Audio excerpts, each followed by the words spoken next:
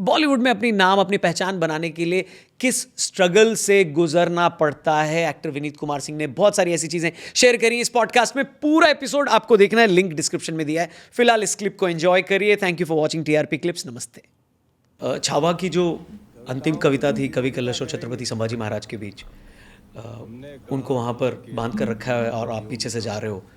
मैं जानना चाहता हूँ कि जब आप लोग वो शूट कर रहे थे तो क्या माहौल था, कितना इमोशनल था और कितना आप लोग इन्वॉल्व थे उस पूरे सीन में?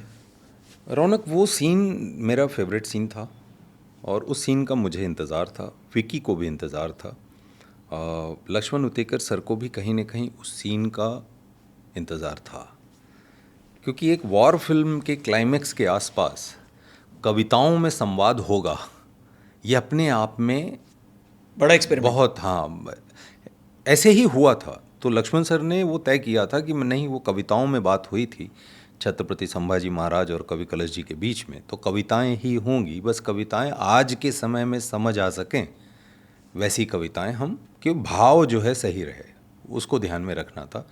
तो इरशाद कामिल सर ने सारी पोइट्री जो मैं पढ़ रहा हूँ उन्होंने लिखी है सारी पोइट्री, तो वो इंतज़ार था। तो लक्ष्मण सर ने रीडिंग में मुझे और विकी को जो समझाया था, बिकॉज़ वो कैमरामैन भी रहे हैं कई फिल्मों में।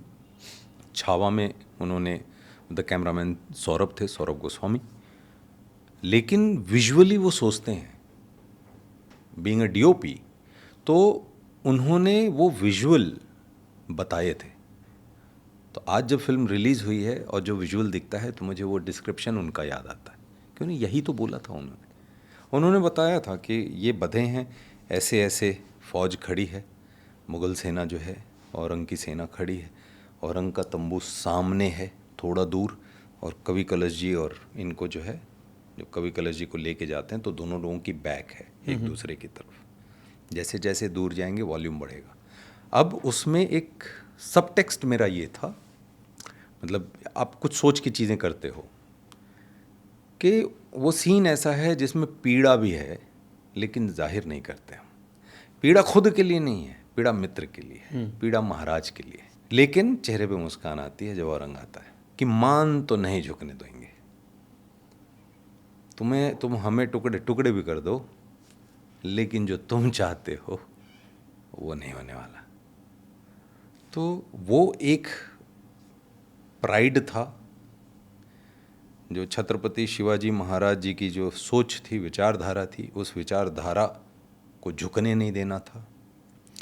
मित्र के लिए तकलीफ़ थी, लेकिन वो मित्र को जाहिर इसलिए नहीं करना था कि अगर मैं कमज़ोर पड़ा तो वो भी टूटेगा। तो वो दोनों लोगों के अंदर चल रहा है। प्लस जब कविताएं शुरू होती हैं तो सिर्फ ये नहीं था, उस पूरी, क्योंकि मुग़ल सेना का बादशाह है वहाँ टेंट डाले, तो बहुत दूर तक सैनिक होंगे ना, और जो औरंग का तंबू लगा है, क्योंकि आप सीन देखोगे तो औरंग सामने से हमेशा आता, तो तंबू के अंदर बैठता था, वहाँ से अंदर से बैठ के जस्ट फिगरिंग आउट क्या चल रहा है। तो जो कवि कलश जी की आवाज़ है और छत्रपति संभाजी महाराज की जो के बीच में जो कविताई की प्रतियोगिता है, बात सिर्फ हम दोनों की नहीं थी, ये आवाज़ उस कान में जानी चाहिए कि हम मौत की तरफ बढ़ते हैं तो भी मुस्कुराते हैं, हम ललकार के जाएंगे। तो वो सुर वो पकड़ा था, वो ध्यान में था।